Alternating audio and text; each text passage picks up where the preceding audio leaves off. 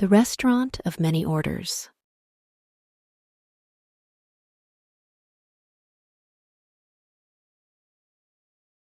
Two young gentlemen, dressed entirely like British soldiers, carrying shiny rifles and accompanied by two dogs resembling white bears, were walking deep into the mountains, amidst the dry rustling leaves, conversing in this manner. Entirely. These mountains seem rather suspicious, don't they? Not a single bird or beast in sight. I don't care what it takes, but I'd really like to shoot soon. It would be quite exhilarating to deliver 2 or 3 shots to the yellow flank of a deer, wouldn't it? It would spin around and then collapse with a thud. They were quite deep in the mountains. Even the specialized guide they had hired seemed a bit flustered and had disappeared somewhere into the depths of the mountains. Furthermore, as the mountains were quite formidable, the two dogs resembling white bears became dizzy together.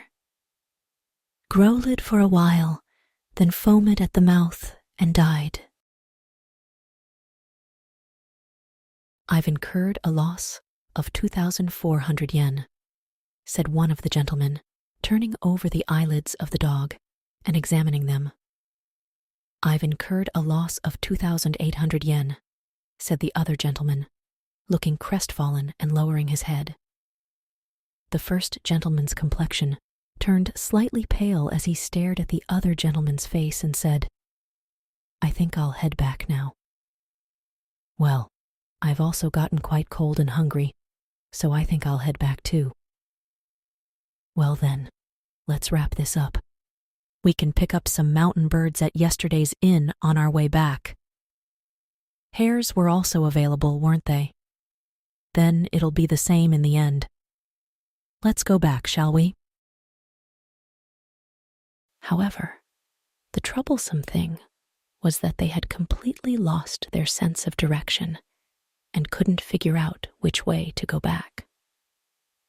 The wind began to blow strongly, causing the grass to rustle and the leaves of the trees to rustle. The trees creaked and groaned. I'm really hungry. My side has been hurting terribly for a while. I feel the same. I really don't want to walk anymore. I don't want to walk either. Oh, this is troublesome. I wish we had something to eat. I could really go for something to eat.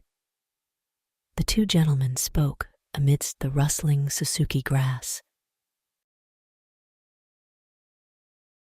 At that moment, I suddenly looked back and saw a splendid Western-style house. And at the entrance, there was a sign that read, "Restaurant Wildcat House." You know, this looks perfect. Looks like it's open. Shall we go in? This seems odd. But anyway, we should be able to get something to eat. Of course we can. It says so on the sign, doesn't it? Let's go in. I'm about to collapse from hunger. The two stood at the entrance. The entrance was built with white porcelain bricks, and it was quite splendid. And there stood glass doors with golden letters written on them. Please, anyone, come in. There's absolutely no need to hesitate. The two were extremely pleased and said, "How about that? The world really works out sometimes. We had a tough day today, but now we have this good thing. This place is a restaurant, but they're serving us for free. That seems to be the case. There's absolutely no need to hesitate. Means just that."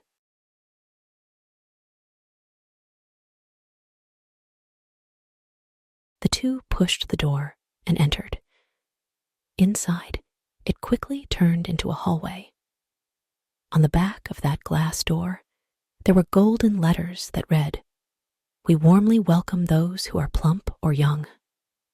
Upon hearing "warmly welcome," the two were overjoyed. You see, we're being warmly welcomed because we fit both categories.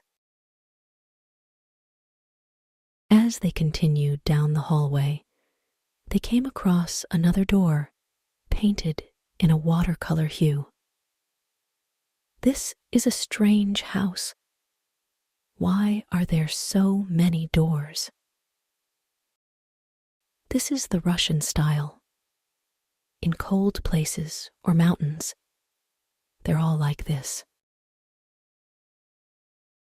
And as the two attempted to open that door, they found yellow letters written at the top. "We are a restaurant with many orders, so please understand." It's quite busy here, considering we're in the mountains. That's true. Look, even in Tokyo, you won't find many big restaurants on the main streets. As they spoke, they opened the door. On the other side, there was a sign that read, "We may have many orders, so please be patient." What does this mean? One gentleman frowned. Yeah, it's probably just apologizing for the delay due to many orders, the other explained. That's probably it. I just want to get inside a room soon, and I want to sit at a table.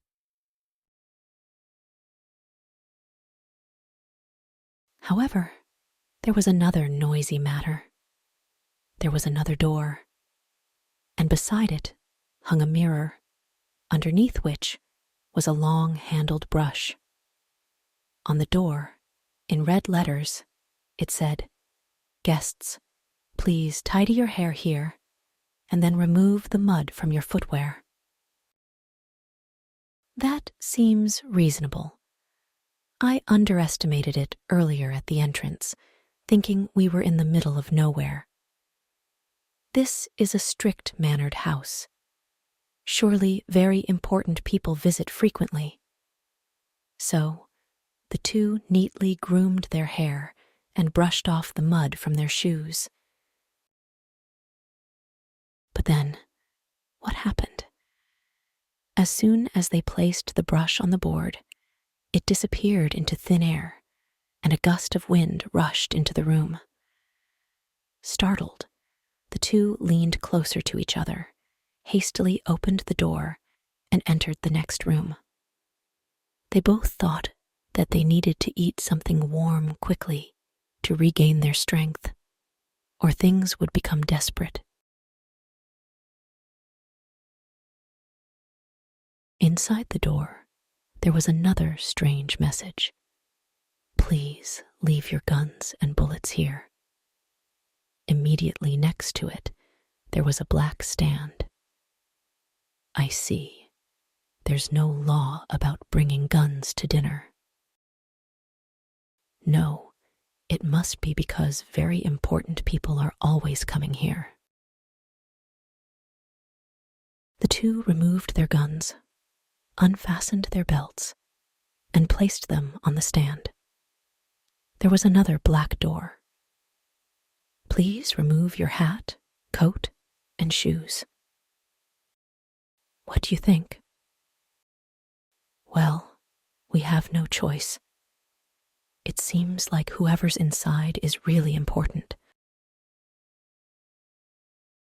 The two hung their hats and overcoats on the hooks, took off their shoes, and stepped inside the door. On the back of the door, it said, "Tie pins, cufflinks, glasses, wallets, and other metal objects, especially sharp items. Please leave them all here." Next to the door was a finely painted black safe, with its door open and a key attached. It seems they use electricity for cooking here, Metal items are dangerous, especially sharp ones, I guess. That's right. And it looks like we settle the bill here on our way out. It seems so. Yes, surely. The two took off their glasses, removed their cufflinks, placed everything in the safe, and clicked the lock shut.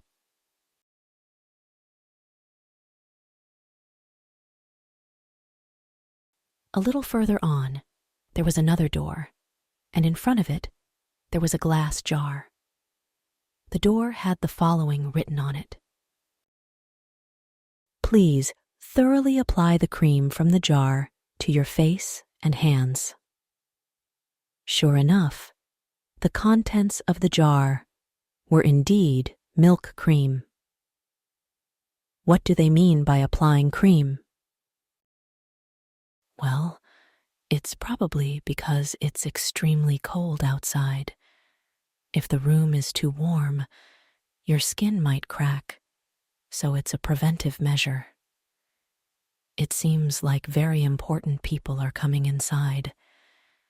We might unexpectedly rub shoulders with nobility here.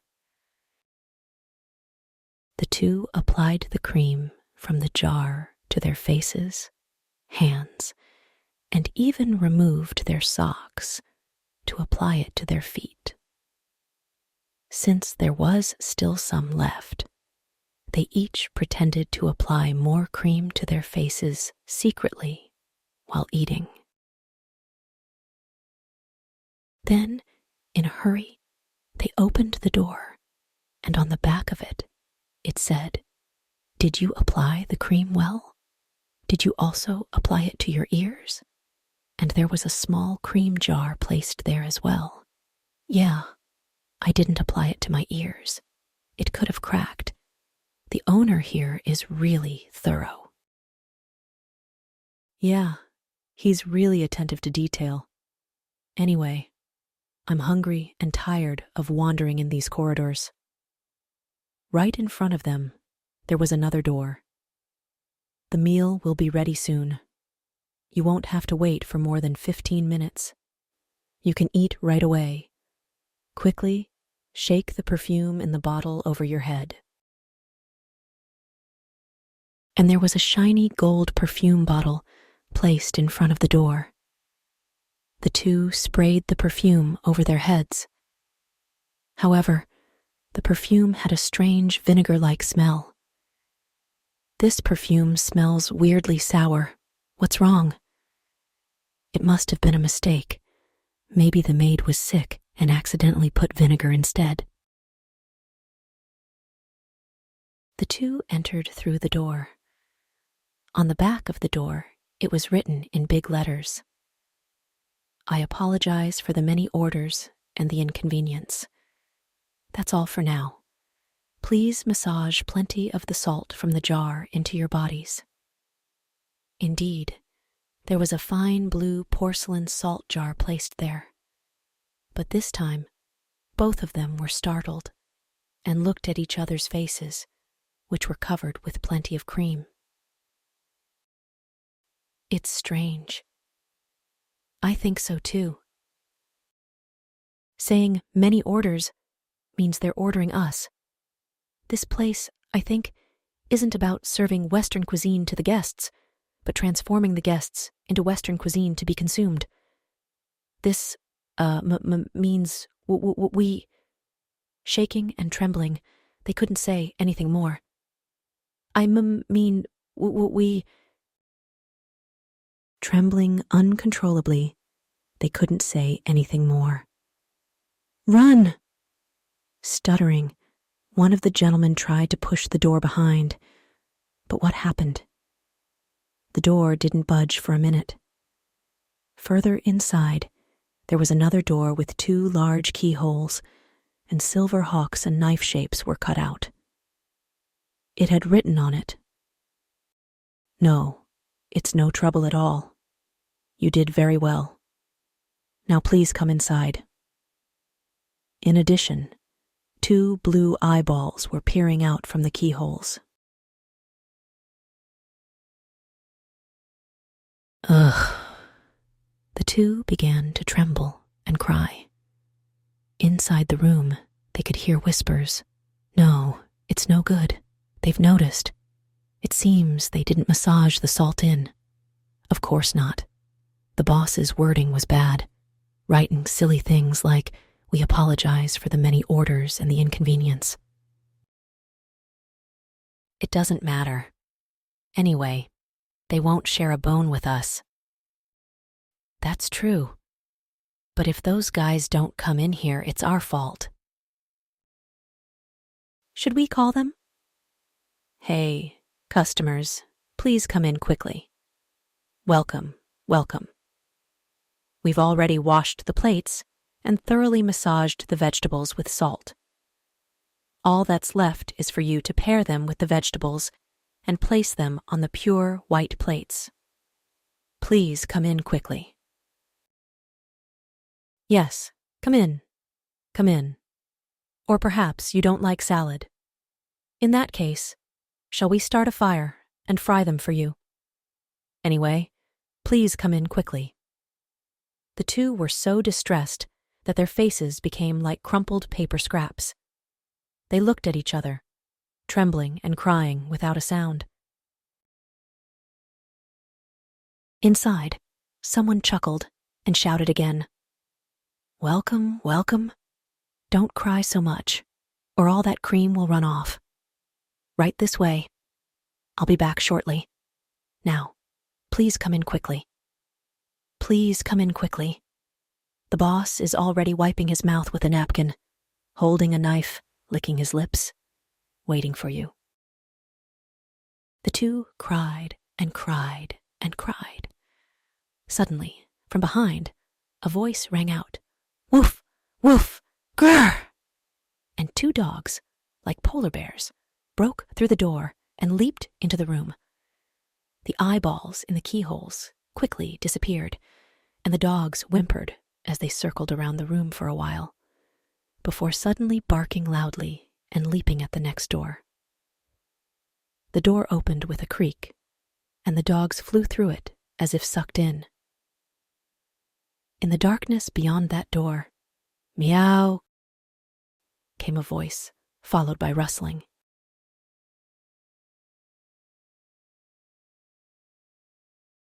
The room disappeared like smoke, and the two trembled with cold, standing amidst the grass.